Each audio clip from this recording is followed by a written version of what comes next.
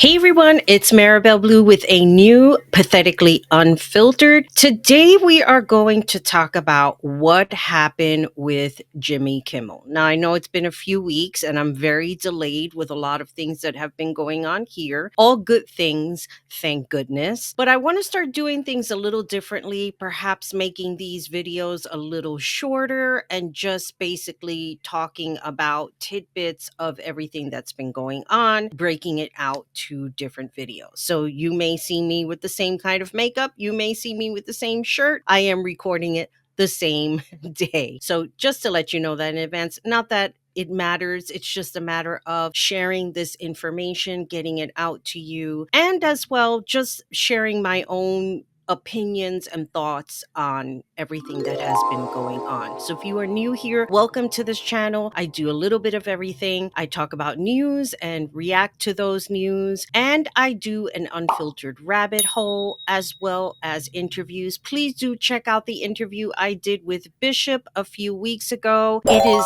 a spectacular interview, and I can't thank Bishop enough for coming on to the show and sharing her thoughts on everything that's been going on in this political crazy spectrum that we are in right now. And if you are not new, welcome back. Today, I'm going to share a video of the Lincoln Project. And I'm going to tell you, I love Rick Wilson. I love the Lincoln Project because he's not all doom and gloom. He does give us insight and a bit of hope in all of this chaos that has been going on. So I'm going to share a little bit of this video and then we'll come back and discuss. Hey folks, thanks for joining me on Lincoln Square for The Elephant in the Room. This is our weekly podcast where I try to peel back a little bit about what's going on in the world and talk to you about the political underpinnings of the stories that are shaping the world.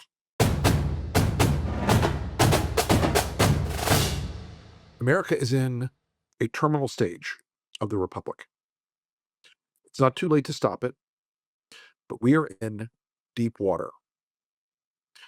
We now have, based on the excuse of the Charlie Kirk killing, the Trump administration expanding its power over every bit of the media that it can. The FCC has become an adjunct to this enormously corrupt and anti-American scheme. And folks, I got to be really straight with you. The firing of Jimmy Kimmel, the warning shots across the bow of The View and of every other news operation in this country right now aren't warning shots anymore. They're full-on attacks. I want to say this very clearly because I want people to understand what we're dealing with now. You are now in a country where comedians cannot make jokes that upset Donald Trump. We now live in a country where comedians cannot do comedy. Why? It's because fascism is always most deeply affected by two things. Ridicule is the first, and confrontation is the second. Now, let me just say this. Jimmy Kimmel never made fun of Charlie Kirk or his death. If anything, he made it a point to bring up the fact that when Donald Trump was asked about how he felt about Charlie Kirk's death, he minimized and then spoke about the ballroom that he's building because that seemed to be the more important topic of the day, the ballroom. My condolences to you, sir. My condolences on the loss of your friend Charlie Kirk. May I ask, sir, personally, how are you holding up over the last day and a half, sir? I think very good. And by the way, right there, you see all the trucks. They've just started construction of the new ballroom for the White House, which is something they've been trying to get, as you know, for about 150 years. And it's going to be a beauty. It'll be an absolutely magnificent structure. And I just see all the trucks. We just started, so it'll get done very nicely, and it'll be one of the best anywhere in the world, actually. Thank you very much. And what gets me is that I don't understand, where are the MAGA people screaming, what about us? What about waste, fraud, and abuse? Because this is what's been going on for the last 8 months. Just my own personal thought. And as for Charlie Kirk is concerned, this is not going to be a Charlie Kirk video. I did not know the man very well. What I knew of him, his messaging was not a very positive messaging. Did he deserve what happened to him? Absolutely not. That was a horrible assassination to see. How could something like that happen? We're supposed to live in a city where even if we don't agree with a person, they shouldn't be killed for it. Many of people have been killed for messaging. However, I cannot put Charlie Kirk in the same place as Martin Luther King, who was advocating for equality. Look, we all know that Donald Trump is a whiny bully. He's the biggest snowflake in the world. He's a whining bitch. He has always hated the media because they have always seen him for what he is. He's contemptuous. He's a huckster. He's a con artist. He's a criminal. He's a fraud. He's a fake. If you ever had imposter syndrome in your whole life, Donald Trump should cure that, because he's the worst possible person to be in the Oval Office. But the people around him, just like people underestimated Russ Vought, they thought, oh, he's just a bureaucrat from the Heritage Foundation. Oh, what could go wrong? Well, he could run Project 2025. Who wrote the piece about the media for Project 2025? It was Brendan Carr, the Federal Communications Commission chair. ABC pulled Jimmy Kimmel's show just hours after the Federal Communications Commission chairman, Brendan Carr, called his comment on Charlie Kirk's assassination truly sick. By Jimmy Kimmel to play into that narrative that this was a MAGA or Republican motivated person. That is really, really sick. So who is Brendan Carr? He's a longtime FCC commissioner, first joining the agency in 2012. He served as the FCC's general counsel, and Trump named him as chairman last year in November. The FCC regulates broadcasting, telecommunication, and broadband, essentially overseeing what goes on America's airwaves. Since becoming chair, Carr has leaned into Trump's idea about the media and tech. He helped write a section on the FCC in Project 2025, a conservative plan to reshape the federal government. He has also opened investigations into ABC, CBS, and NBC, questioning whether they are serving the public interest. Now, here's the thing. They're not looking for serving the public interest, okay? They are looking to serve themselves. Now, there has been a lot of stories about tech, about trying to see what it is that we're doing, trying to monitor our phones. Look, this is something that's been going on forever. Since the inception of phones, since the inception of social media, nobody can tell me that this wasn't already happening. It was happening. So let's not pretend, oh my God, this is something new. I have been seeing over and over, even Aaron Parnas, oh, they're going to be checking everything because of ICE. Yes, we are living in very unprecedented times. There is nothing safe about what is going on. And I also know that people who have been wrongly arrested, they're going to have lawsuits up the wazoo. I don't know what this country is going to look like after this regime is gone, but I can tell you this much. We will recover from this. But I'm going to tell you something that has been going on all along that I have been saying over and over and over again. These people run on a script. And the next clip I'm going to play will show you exactly what I'm talking about. Live indefinitely is the word that is used. So no plans at this point to have Jimmy Kimmel Live back on the air. It comes after the affiliate station earlier today. One of the ABC affiliate stations had said that it was going to individually not be broadcasting Jimmy Kimmel Live.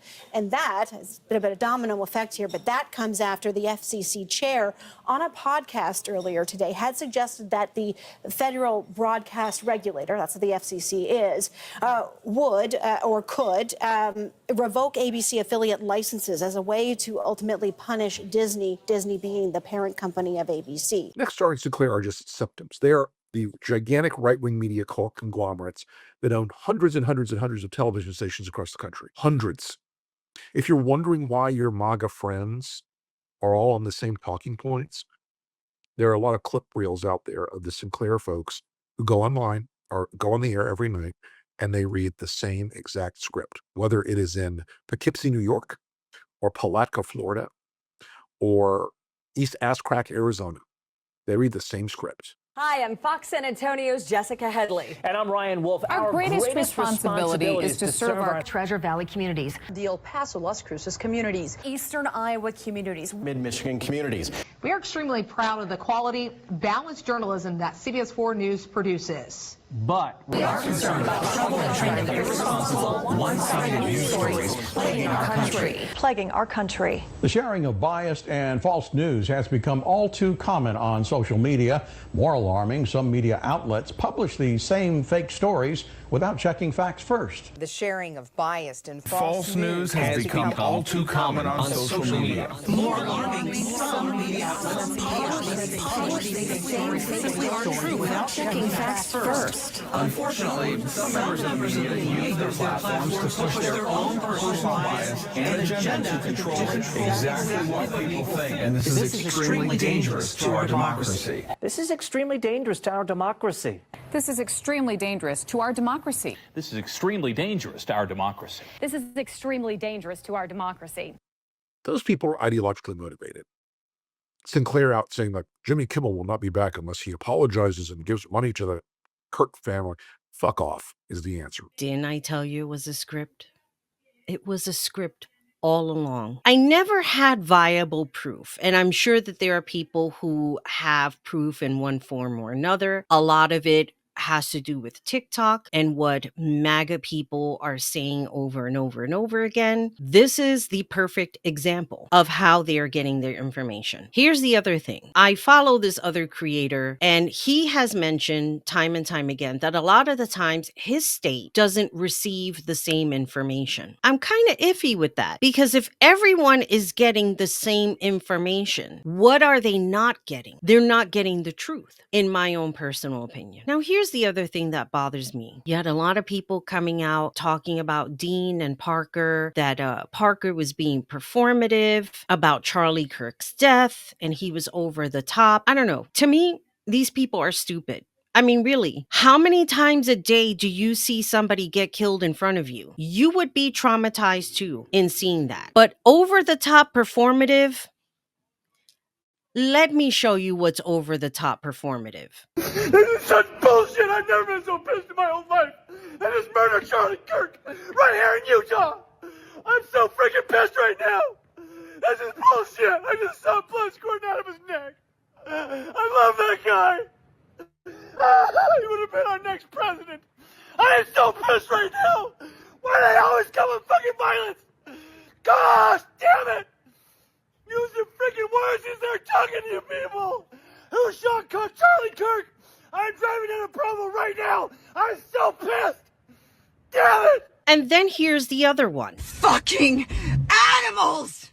You liberal, progressive, deranged fucking animals. Hey sis, so you seem really emotional right now. And I personally think that it is worth it to have the cost of, unfortunately, a few pew-pew unalivings every single year so that we could all enjoy the Second Amendment. Do you think that sounds harsh? It does. Can I just tell you, I mean, I was so confused with that lady calling liberals fucking animals. She has so much Botox in her face, I couldn't tell if she was upset. And the other guy spitting all over the place. But you want to talk about Parker, who was physically there and saw everything with his own eyes, being over the top performative. Really? I just featured 2 over the top performances of people, probably one of them who wasn't there, who immediately blamed a liberal for this shooting. This is the problem with a lot of people. The right versus left bullshit has really got to stop. Now, I'm going to tell you this. I don't want to stand next to a MAGA who regrets their vote. I really don't. I don't want to stand next to them. I don't want to talk to them. But if we have to share this country, then we're going to have to find a way to work together without me feeling like obligated in some form or another. I'm sure that all of us can find ways to work together without having to stare at each other in the face. But it's this level of stupidity and ignorance is the part that I cannot deal with at all. And here's the other thing that I want to talk about very quickly with the ignorance. Erica Kirk had a memorial service for Charlie Kirk. There were plenty of people there, including Maggie Brown or Hannah Brown. I think it's Hannah Brown, okay? Hannah Brown, who says that she is not MAGA, that she was there to support him and support the family. I don't know. I think if I was there, people would have a very different opinion about me while I'm sitting here talking about not advocating for this regime, but yet sitting in the same place where someone advocated for hate and said that women should be home. Oh, and by the way, I don't fit in that category because I am not white. She made the symbol of the I love you symbol, which is in sign language, I love you. It's like the short version instead of going the whole spelling everything out. People right away equated that symbol to Satanism. It is not Satanism. And please stop insulting the philosophy of Satanism. Please stop doing that. There are people who are into Satanism who are very smart and very well versed in knowing the 11 laws of Satanism is mind your own fucking business. It doesn't say it like that, but in some way it does. If nobody asks you for your opinion, don't offer it. If nobody invited you into their home, you don't go in and invite yourself. Do not be the authorized person to give advice if somebody is not asking for it. These times that we are living in has given carte blanche to people to offer their opinions, their advice, and their comments, whether it's hurtful or not. There was a girl who passed away from cancer. 11 years, this girl, I think she was 11 years old, lived in pain. And there were people leaving comments talking about, can you please stop talking about the cancer? There was another girl years ago who had died from cancer. Also the same thing. You're just doing this to get attention. Really? You try living with a debilitating disease that is eating up at you every day. You try that and see how you feel. Best believe you will be right here on YouTube documenting your journey. Where is the empathy? Where did all that go? That you would look at a cancer person and not care. They are in pain and dying. And what can you do to make a difference? I will tell you this. There are people that I don't want to talk to anymore. I have deactivated my Facebook because there are people that I genuinely like. And if I saw one more post, I didn't want to delete them for that. Now, I know one person was on here making comments that I blocked, and I blocked on my phone. So if you're sending messages, it's because you're blocked. I've had it. And this is where I put my foot down. I don't want anything to do with people who voted for hate. And I'm not the only one who feels that way. So now that we know that everybody is running on a script, be mindful. Listen to what people are talking about. Even people who are apparently leftist people, they are creating their own timeline of history that I can no longer understand or advocate for. And I don't know if they're doing it because they don't want to deal with the pain of what happened in the United States of America. But here's the deal. And I told somebody this last night when I was talking to them on the phone. When I first came into the 12-step world and I realized that I had to get clean, there were things that I couldn't escape. And those were my feelings. On a physical level, listening to people who were using harder drugs, and when they had to stop and get clean, they couldn't escape that withdrawal. The scary part is, would they survive that withdrawal? That's something they couldn't escape. They had to go through it in order for them to get clean. And if people don't start realizing there are painful things that happen in this country and we start dealing with it, we're never going to get past anything. We're always going to make up stories. We're going to make up timelines. We're going to make up history so that we don't deal with those feelings. If we keep doing that, we're never going to get better. And that's the bottom line. Let me know your thoughts. And with all that being said, always remember, be good to yourself, be good to each other, and most importantly, take care of you. Bye, everybody.